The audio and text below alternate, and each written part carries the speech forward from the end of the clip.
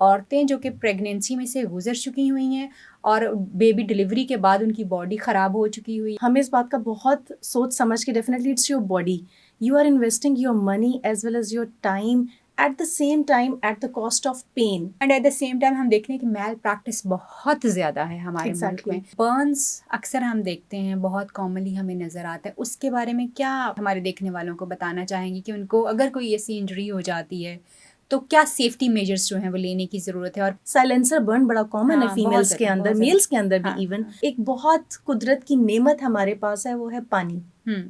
इस मिथ को छोड़ दीजिए कि पानी नहीं लगाना, प्लीज।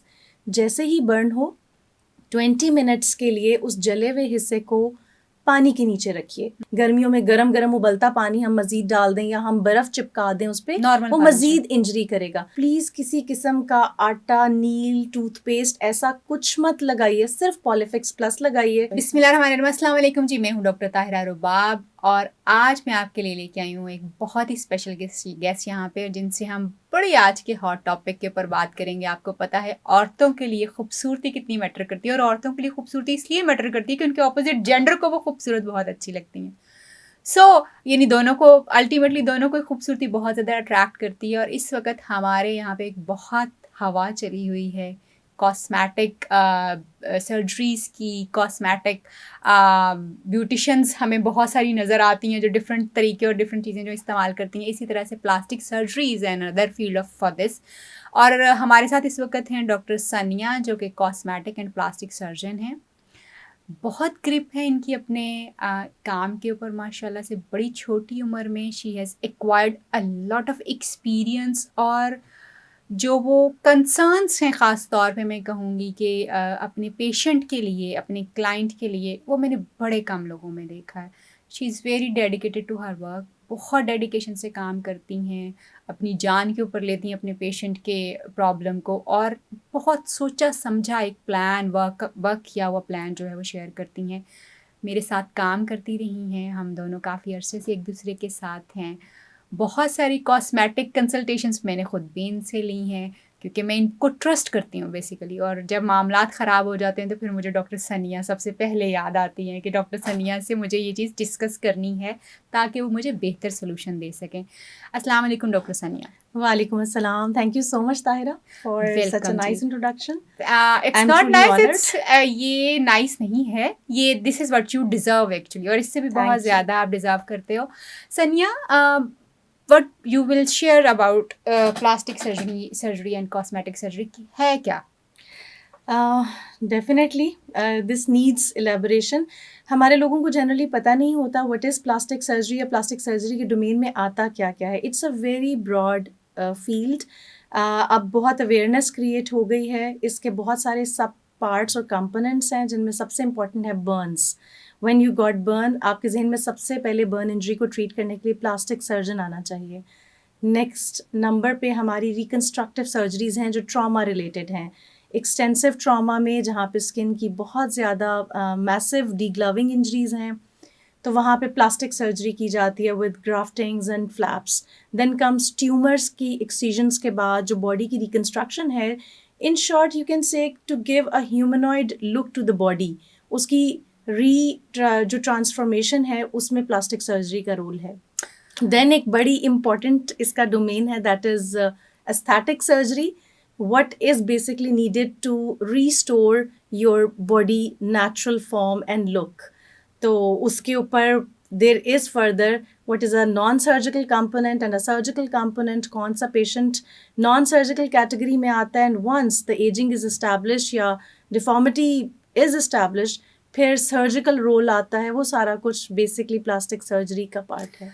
इसका मतलब ये है, जो मैं आपकी बात से समझी हूँ, ये है कि plastic aesthetic and cosmetic surgery जो है, ये इंसान को अगर कहीं कोई ट्रॉमा होने की वजह से उसकी बॉडी में डिफॉर्मिटी आती है, यानी उसकी बॉडी में कोई ऐसा इंजरी हो जाती है जो कि जिसको रिकंस्ट्रक्ट करने की ज़रूरत है, तो वहाँ पे बिल्कुल। प्लास्टिक सर्जन्स का एक रोल आता है। इसी तरह से जैसे हम बर्न्स में जैसे हम काम भी करते रहे हैं, बिल्कुल। और मैंने सनिया को काम करते हुए देखा हुआ है, I am the witness for her work. तो बर्न्स में ख़ास तौर पे प्लास्टिक सर्जन्स जो हैं वो बिल्कुल। स्किन को, फेस को जब हमें रिकंस्ट्रक्ट करना होता है तो वो आता है। जैसे अक्सर सुनने वालों को समझाने के लिए सिर्फ ये बात कहूँगी, क्योंकि ये शायद आसानी से समझ आ सके।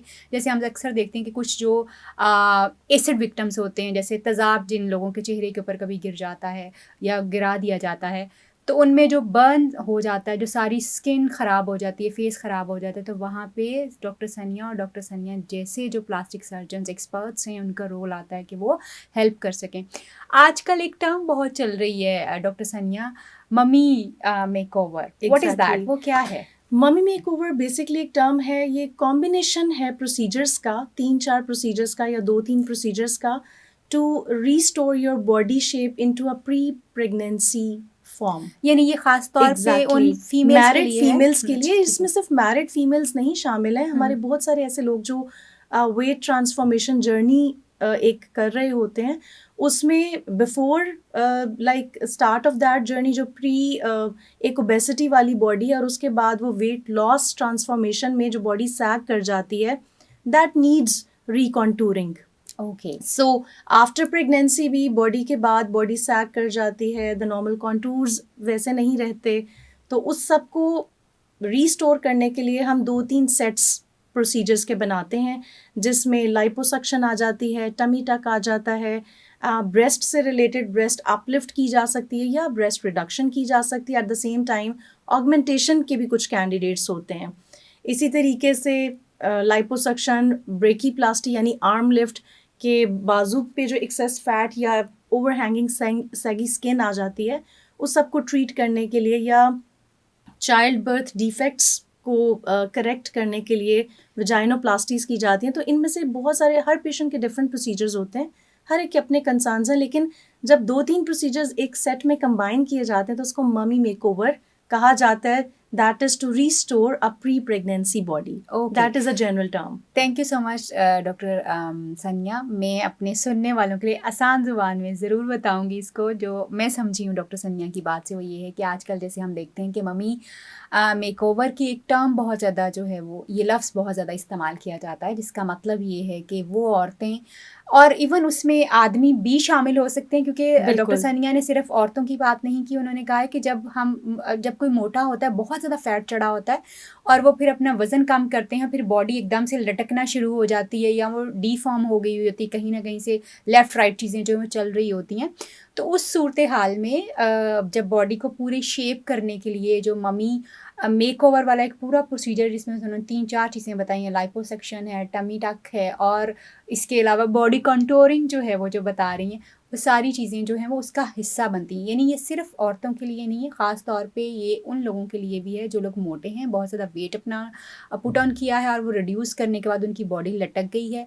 औरतें जो कि प्रेगनेंसी में से गुजर चुकी हुई हैं और बेबी डिलीवरी के बाद उनकी बॉडी ख़राब हो चुकी हुई है और उनको पसंद नहीं आ रही, और इसी तरह से वो आदमी जो कि वज़न जिनका बहुत ज़्यादा है, उनके लिए डॉक्टर साहिबा बता रही हैं कि ये चीज़ हो सकती है। एंड देन वो फीमेल्स जिनका अक्सर, जैसे क्योंकि मैं खुद एक सेक्स थेरेपिस्ट और रिलेशनशिप थेरेपिस्ट हूँ, तो मैं अक्सर ये कंप्लेंट्स हस्बैंड से और वाइफ से भी सुन रही होती हूँ कि जी जो है प्राइवेट पार्ट जो औरतों का है, शर्मगाह जो होती है वो लूज़ हो जाती है। तो उसके लिए ख़ास तौर पे कुछ प्रोसीजर्स जैसे डॉक्टर सनिया जैसे लोग जो हैं वो ज़रूर करते हैं, जो बड़े सेफ़ प्रोसीजर्स होते हैं और बहुत अच्छे प्रोसीजर्स होते हैं, और उनसे आपको वाकई ही वो रिजल्ट्स मिलते हैं जो आप लेना चाहते हैं। Thank you so much doctor सनिया इतनी अच्छी बात करने के लिए। मुझे अब ये बताइएगा कि जैसे हम सब तो एक ऐसी जगह पे रह रहे हैं जहाँ पे हमारे लिए चीज़ें जो हैं, हमें मालूमात भी बहुत ज़्यादा नहीं मिल रही होती, and at the same time हम देख रहे हैं कि मैल प्रैक्टिस बहुत ज़्यादा है हमारे मुल्क में, और उस मैल प्रैक्टिस की कई दफ़ा मैं खुद भी शिकार हुई,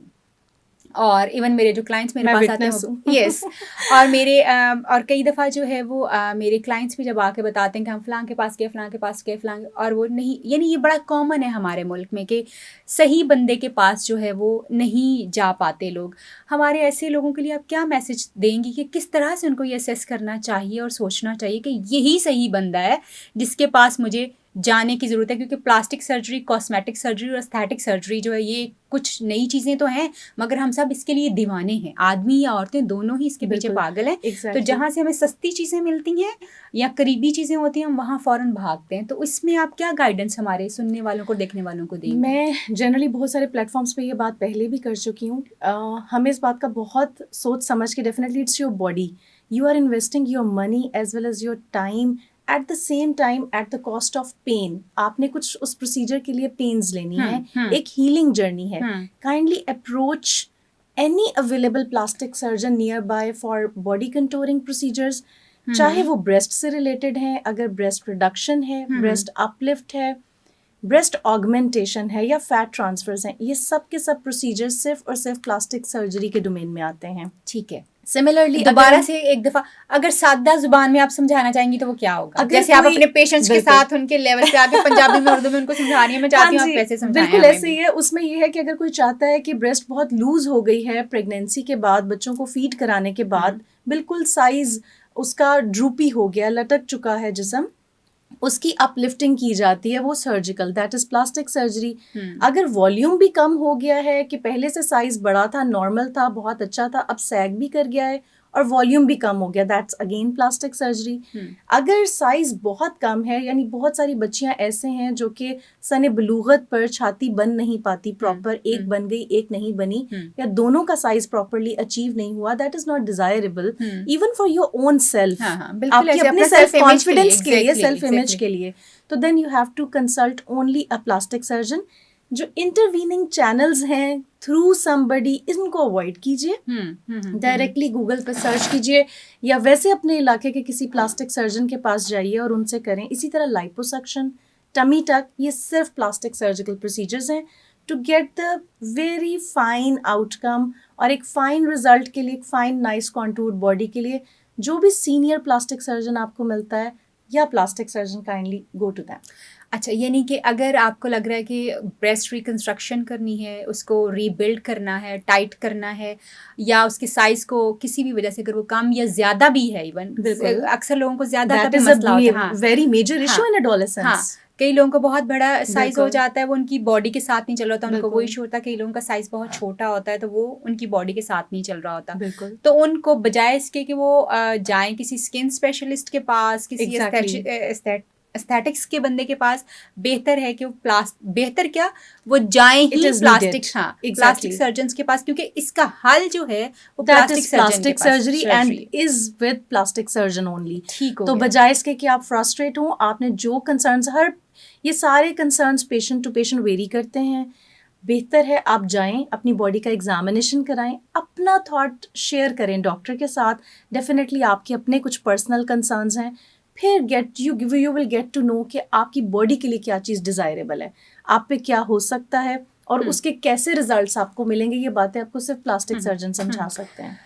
डॉक्टर सानिया, थोड़ा सा इस बारे में गाइड कीजिए कि ये जो बर्न्स अक्सर हम देखते हैं, बहुत कॉमनली हमें नज़र आता है, उसके बारे में क्या आप हमें, हमारे देखने वालों को बताना चाहेंगे कि उनको अगर कोई ऐसी इंजरी हो जाती है तो क्या सेफ्टी मेजर्स जो हैं वो लेने की ज़रूरत है और फिर आगे फर्दर क्या चीज़ें करने की ज़रूरत है? बर्न्स मेरा बड़ा फेवरेट टॉपिक है, ठीक है। बर्न्स के लिए हम एक डिटेल्ड प्रोग्राम ज़रूर we will do a detailed programme on it, but take home message for everyone, every listener, आपके इर्द गिर्द जो भी है सबको एजुकेट कीजिए, बच्चों को एजुकेट कीजिए कि जब कभी भी जल जाए, चाहे चाय गरम गरम गिर गई, कॉफ़ी गिर गई, उबलता दूध गिर गया, या चलो गरम पानी गिर गया या सालन गिर गया, और समटाइम अगर गीजर का गर्म पानी यहाँ पे पड़ गया, गीजर या वो जो प्रेशर कुकर फटने से फौरन स्टीम गिर गई, ये कॉमन सिनेरियोज हैं जो मैं डेली बेसिस पे अपने क्लिनिक पे रिसीव करती हूँ। या उसके अलावा आप कह सकते हैं कुछ गिर गया गरम, या इस्त्री लग गई, या कोई हॉट चीज लग गई। साइलेंसर बर्न बड़ा कॉमन है फीमेल्स के अंदर, मेल्स के अंदर भी इवन। तो सबसे पहले जो एक बहुत कुदरत की नेमत हमारे पास है वो है पानी। इस मिथ को छोड़ दीजिए कि पानी नहीं लगाना, प्लीज। जैसे ही बर्न हो 20 मिनट्स के लिए उस जले हुए हिस्से को पानी के नीचे रखिए, रनिंग टैप वाटर, यानी जो नीम गर्म पानी आ रहा है, जो नॉर्मल पानी आ रहा है। इसका ये भी मतलब नहीं कि गर्मियों में गरम गरम उबलता पानी हम मजीद डाल दें या हम बर्फ चिपका दें उस पर, वो मजीद इंजरी करेगा। जैसे ही बर्न इंजरी हुई, किचन में फौरन पानी का नलका है, घर में हर तरफ पानी के नलके लगे हैं, आपको बाहर भी इर्द गिर्द कहीं ना कहीं से को पानी का नलका मिल जाएगा। रनिंग टैप वाटर या चलते पानी से अब उस हिस्से को 20 मिनट के लिए पानी के नीचे रखिए जी। एक तो इससे फौरन से बर्निंग का प्रोसेस रुक जाएगा। नंबर 2, जो जल चुका है हिस्सा, उसमें जो एक ट्रांसमिशन की एबिलिटी है ना कि निचली लेयर्स भी स्किन की जलती चली जाएंगी, वो प्रोसेस भी रुक जाएगा। We have to stop the burning process and cool the burn area. ये 2 इंपॉर्टेंट फैक्टर्स हैं। That is only achievable with 20 minutes running tap water therapy. This is worldwide international guideline. इसके बहुत advantages हैं। जैसे ही वो burning process रुकता है, जलने का अमल रुक जाता है, मजीद नुकसान नहीं होता। और इनिशियली उससे एक पेन रिलीफ मिल जाता है, क्योंकि it's a very painful thing, it hurts a lot, it gives you a very burning pain that is not even stoppable with any kind of medication. So जैसे ही आप इसको कूल कर लेंगे, एक तो ये कि जलने का प्रोसेस रुक जाने से वो मजीद डैमेज नहीं होगा, एंड उस डैमेज ना होने की वजह से आपका जो हीलिंग है वो बड़ी अच्छी होगी और स्कारिंग आउटकम बहुत अच्छा होगा। सो इमीडिएटली ये सब कुछ करें। घर में एक पॉलीफिक्स की ग्रीन कलर की ट्यूब आती है, 3 कलर्स हैं पॉलीफिक्स के, लेकिन उसमें से ग्रीन कलर वाली है, बच्चों के घरों में तो लाजमी होनी चाहिए। इसको 20 मिनट्स के लिए कूल कीजिए, अच्छे से वॉश कीजिए, और सालन लग गया तो उसको प्लीज़ अच्छे से धोइए। और प्लीज़ किसी किस्म का आटा, नील, टूथपेस्ट ऐसा कुछ मत लगाइए, सिर्फ पॉलीफिक्स प्लस लगाइए। और इमीडिएटली आपके पास एक विंडो आ जाएगी आधे पौने घंटे की, अपने करीब प्लास्टिक सर्जन या बर्न यूनिट सरकारी हॉस्पिटल्स में मौजूद हैं। हर सरकारी हॉस्पिटल लाहौर में तो डेफिनेटली हैं, और भी जगहों पे मौजूद हैं। आप वहाँ चले जाइए, नहीं तो किसी और तरीके से एक्सेस कर लीजिए, बट बेहतर है सरकारी हॉस्पिटल में प्लास्टिक सर्जन्स के पास जाइए।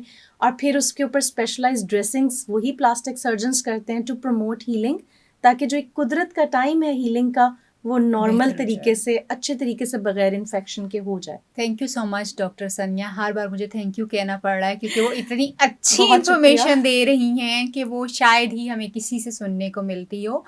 यानी कि बर्न अगर खुदा न खास्ता हो गया तो हम अक्सर जब मैं और सनिया हम दोनों बर्न सेंटर जिन्ना हॉस्पिटल में काम कर रहे थे, तो हम अक्सर देखते थे लोगों ने नील लगाए होते थे, आटे लगाए होते थे, और we are unable to assess the area ना, एक्चुअल इंजरी नहीं निकल सकती, पता नहीं चलता। और टूथपेस्ट बड़ा एक कॉमन सी चीज है, फौरन जो है ना लोग लगा लेते हैं। तो मैंने भी वहाँ पे ये सीखा। जैसे जब तक मैं प्लास्टिक सर्जन नहीं थी, बचपने में मैं भी टूथपेस्ट लगाती थी, क्योंकि उसमें मेंथॉल होता है, वो मेंथॉल होता है, ठंडक दे देता है, लेकिन उसके बाकी इंग्रेडिएंट्स जो है ना वो डैमेज कर देते हैं।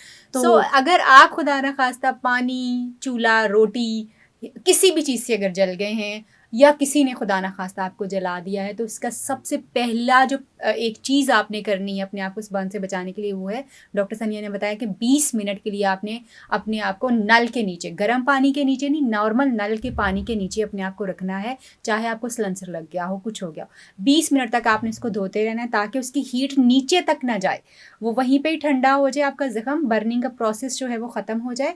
और आपने उसको 20 मिनट तक धोते रहना है, आम पानी से, कोई स्पेशल पानी नहीं है, आबे ज़मज़म नहीं है, नेस्ले का पानी नहीं है, टैप वाटर है, जिससे आपने अपने आप को वॉश करना 20 मिनट के लिए। और उसके बाद जो है पॉलीफिक्स प्लस हरे रंग की जो है वो आपने उसके ऊपर लगा लेनी है। लगाने के बाद आपने अपने किसी भी करीबी प्लास्टिक सर्जन, क्योंकि they are the special ones, वो स्पेशल लोग हैं जो बर्न को और स्किन के मेजर डैमेजेस जो हमें नज़र आते हैं उनको डील करने में एक्सपर्ट हैं। आपने उनके पास जाना है ताकि वो एक प्रॉपर ड्रेसिंग करके आपकी हीलिंग के प्रोसेस को, और वो जो ज़ख़म हुआ है, जो छाले पड़े हैं, कुछ भी पड़ा है, उसको वो बेहतर तौर पे आपको गाइड कर सकें और उसको क्योर कर सकें। सनिया से एक और इंटरेस्टिंग सवाल जो मैं पूछना चाहूँगी ये है, डॉक्टर साहिबा आप मैरिड हैं? यस, अल्हम्दुलिल्लाह। आपके बच्चे भी हैं माशाल्लाह? जी अल्हम्दुलिल्लाह। और उसके साथ आप एक बहुत अहम फरीज़ा अंजाम दे रही। डॉक्टर सनिया जो हैं वो अपना क्लिनिक रन करती हैं, मैं ज़रूर बताऊंगी इसका, आपको नंबर हम डॉक्टर सनिया का ज़रूर देंगे, ताकि अगर आप इनसे कंसल्ट करना चाहें तो आप इनसे कंसल्ट कर सकते हैं। अगर आप हमारे थ्रू इन तक पहुंचना चाहें वो भी पहुंच सकते हैं, और अगर आप डायरेक्टली इनसे कांटेक्ट करना चाहें वो भी कर सकते हैं। डॉक्टर सनिया इस वक्त assistant professor plastic surgery Shalimar hospital में काम कर रही हैं, and I can tell you कि वो कितना अच्छा काम कर रही हैं। मैं मेरे पास लफ्ज़ नहीं है। बड़े कम लोग हैं जिनसे मैं इम्प्रेस होती हूँ, उनके काम से इम्प्रेस होती हूँ। सनिया इज़ वन ऑफ देम। सनिया, बच्चे, असिस्टेंट प्रोफेसर होना, क्लिनिक चलाना, घर देखना कैसे मैनेज करती हैं? और क्या है जो हेल्प करता है, वो क्या मोटिवेशन है जो आपको इस पे भी रखता है? क्योंकि मैंने जो आपको ओवर द यानी मुझे भी आपको जानते हुए तकरीबन कोई 7-8 साल तो हो गए, 2017 से हम एक दूसरे को जानते हैं। बिल्कुल, तो जानते क्या, we are very good friends as well. Exactly. तो मैंने सनिया को नहीं देखा कभी पैनिक होते हुए। मैंने सनिया को नहीं देखा कभी अपने आप को झुंझलाया हुआ इसको देखूं मैंने इसको, जब मैं हॉस्पिटल में, हम जिना हॉस्पिटल में भी इकट्ठे थे, मैं तब भी इसको इसी तरह से कूल काम और अपने पेशेंट्स के साथ जैसे बंदा बह जाए उनके साथ, इसी तरह से देखती थी। शालीमार में भी मुझे जाने का इत्तेफाक हुआ है, मैंने वहाँ पे भी इसको लोगों को डॉक्टर सनिया करते हुए देखा है मैंने। सो क्या है वो मोटिवेशन? क्योंकि मैं ये समझती हूँ कि जिस प्रोफेशन में आप हैं या जिस प्रोफेशन में हम हैं, ये प्रोफेशन ऐसा है कि इसमें अगर आपकी डेडिकेशन नहीं है ना, तो बिल्कुल। आप नहीं सर्व कर सकते। आप बिल्कुल सिर्फ भी you just mint money and that is it. तो वो क्या है आपके पास जो आपको फोर्स करता है, you just keep your cool and आप पेशेंट के साथ भी घर भी सब कुछ मैनेज कर रही होती हैं? It's my passion for my field. I love my field. Burns मुझे बचपन से बहुत फैसिनेट करते थे। और to tell you the truth, मैं बहुत छोटी थी, एक प्रोग्राम लगा करता था टीवी पे, नीलाम घर के नाम से, जो तारिक अजीज़ शो बन गया। उसके ऊपर वो डॉक्टर्स बुलवाते थे, लेकिन वो हमेशा प्लास्टिक सर्जन बुलाते थे। और प्लास्टिक सर्जन अपने साथ लोगों को एजुकेट करने के लिए बर्न्स का विक्टिम, जो कि मल्टीपल सर्जरीज के बाद थोड़ी ह्यूमनॉइड लुक निकलती थी, तो उन सब की जर्नी सुना करती थी। वो शुरू से मेरे माइंड में एक इंस्पिरेशन थी कि अव्वल तो एक होता है ना, पेरेंट्स कहते हैं आपने डॉक्टर बनना है, हम कहते हैं नहीं, शुरू में तो बनना है, बाद में नहीं बनना, बहुत पढ़ना पड़ता है। तो वो जो एक चीज़ थी ना, ये सर्जन आम रूटीन सर्जन्स नहीं है, ये बहुत एक डेडिकेशन का काम है। वो बचपन से सुन सुन के आई एक्सप्लोर्ड द फील्ड। और जब मैंने ज्वाइन की, इनिशियली इट वाज लाइक ये बहुत डिफ़िकल्ट है, बड़ा मुश्किल है, लेकिन इन लोगों को हमारी ज़रूरत है और किसी ने तो आगे आना है। एंड जब आप इसको करना शुरू करते हैं और जो रिवॉर्डिंग रिजल्ट्स और जो दुआएं मिलती हैं, that is beyond everything in this world. और शायद आगे भी उम्मीद है बड़ी। और इसको करने के लिए आपके पास एक बड़ी सपोर्टिव फैमिली होनी चाहिए, क्योंकि ड्यूटी आवर्स बहुत ज़्यादा हैं। और मैरिड लड़की के लिए, क्योंकि I got married during my house job, तो मेरा सारा करियर बाद का है। माई हस्बैंड इज़ अल्हम्दुलिल्लाह वेरी सपोर्टिव। और एक चीज़ है, वो ख़ुद भी बड़े एक पैशनेट किस्म के डॉक्टर हैं। उनका शुरू से ये स्टांस था, अगर काम करना है तो फिर दिल से करना है, और वो करना है जो बहुत ज़बरदस्त काम हो। उसमें मतलब ऐसे आदमी बहुत कम होते हैं जो अपनी बीवी के लिए इस तरह की बात जो है वो करें। And I am lucky to have one. Allah का बहुत एहसान है। उसके बाद मेरे पेरेंट्स, अगर उन्होंने मुझे बनाया है तो मेरे बच्चे उन्होंने रखे हैं, they are not on any meds, Allah का शुक्र है। तो मैं दो तरफ से बिल्कुल मेंटली रिलैक्स होके मैंने पेशेंट्स को टाइम दिया है। Like it was a full flat support from my husband as well as from my parents side. यानी आप सबसे पहले तो जो आपकी डेडिकेशन है उसको सल्यूट है, क्योंकि वो हम देखते हैं वो पेन जो आप अपने पेशेंट की लेती हैं, वो मैंने देखी हुई है और हम देखते हैं वो। दूसरा यानी कि फैमिली सपोर्ट होना, अगर आप चाहते हैं कि आप अपने करियर में कामयाब हों, तो ऑफ कोर्स एक अच्छा लाइफ पार्टनर जो कि जिसके लिए आपके गोल्स जो हैं वो आप उतने ही इम्पोर्टेंट हो जितने उसके अपने गोल्स अपने लिए इम्पोर्टेंट हैं, उसका होना बहुत ज़रूरी है। अल्टीमेटली एक कामयाब औरत के पीछे भी किसी आदमी का ही हाथ होता है, जब तक आपके पास एक and you should value them. Exactly, definitely, बिल्कुल। आई एम अ फेमिनिस्ट, लेकिन मुझे इतनी ऊपर लाने में जिन आदमियों को, उसमें सिर्फ मेरे फादर शामिल नहीं है, मेरे हस्बैंड का भी इक्वल रोल है। Very nice, and I am very proud to have both of them in my life. Very nice. यानी विदाउट हम सपोर्ट जो हैं, जो हमारे ज़िंदगी में बड़े अहम कुछ इंसान हैं, जिसमें जैसे सनिया ने मेंशन किया, उनके हस्बैंड, उनके फादर, उनकी सपोर्ट के बगैर। और उसके बाद अल्हम्दुलिल्लाह I am blessed to have my mentor, my supervisor, he is a father figure for me. उनको मैं भूल नहीं सकती। Professor Muazzam Nazir Tarar, everyone knows him, he is the best plastic surgeon in town and we are blessed to have him. तो अल्हम्दुलिल्लाह, whatever I am because of these strong personalities So, around यानी me. सनिया की जिंदगी में 3 मेल फिगर इतने important हैं जिन्होंने उसको उसकी इस स्टेज के ऊपर, बिल्कुल। जबकि मैं ये कह रही हूँ कि she is one of the best, बहुत अर्ली एज, बहुत अर्ली स्टेज के ऊपर शी गॉट माशाल्लाह से रिमार्केबल स्किल्स। कि मसलन आप सनिया के पास आते हैं और आप सनिया को कहें ये मसला है, देन इट्स हर मसला। वो इसको बिल्कुल ऐसे हल करेगी जैसे वो अपना कोई मसला हल करेगी। एंड ये बड़े कम लोगों में जो ये डेडिकेशन जो है वो होती है। थैंक यू सो मच सनिया for being with us and giving us time. हम आपसे मज़ीद टाइम जो है वो Sure. लेंगे। जो आपकी क्वेरीज हों डॉक्टर सनिया से आप पूछना चाहते हो या आपको लगता हो कि डॉक्टर सनिया को हम नेक्स्ट प्रोग्राम में किसी में बुलाएं और इस टॉपिक पे बात होनी चाहिए, वो आप हमें ज़रूर लिख के भेजिए। डॉक्टर सनिया का नंबर हम आपसे स्क्रीन के ऊपर जो है वो आपको नज़र आ रहा होगा। डॉक्टर सनिया के साथ आप खुद कांटेक्ट करना चाहें तो कर सकते हैं, हमारे ज़रिए करना चाहें तो मेरे क्लिनिक का नंबर तो आपको पता ही है वो क्या है, उस पर आप हमसे कांटेक्ट कर सकते हैं। अपना और अपने प्यारों का ख्याल रखिए। और जो कुछ चीज़ें डॉक्टर सनिया ने बड़ी इंपॉर्टेंट बताई हैं, सबसे पहले किसी भी मैल प्रैक्टिस करने वाले बंदे के पास मत जाइए। अगर आपकी बहुत मेजर कंसर्न हैं आपकी स्किन के हवाले से, बर्न के हवाले से, आपकी बॉडी शेप के हवाले से, कंसल्ट अ प्लास्टिक सर्जन। ज़रूर याद रखिए प्लास्टिक सर्जन ही एक्सपर्ट है इस चीज़ को डील करने के लिए।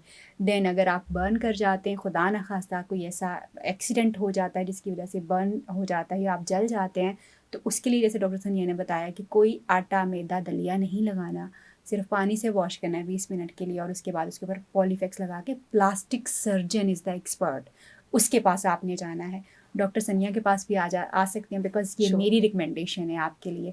अपना और अपने प्यारों का ख्याल रखिए। आपसे फिर मुलाकात होगी, किसी नई पर्सनैलिटी को लेके आएंगे और उनसे सीखेंगे इल्म की बातें। तब तक के लिए अल्लाह हाफ़िज़।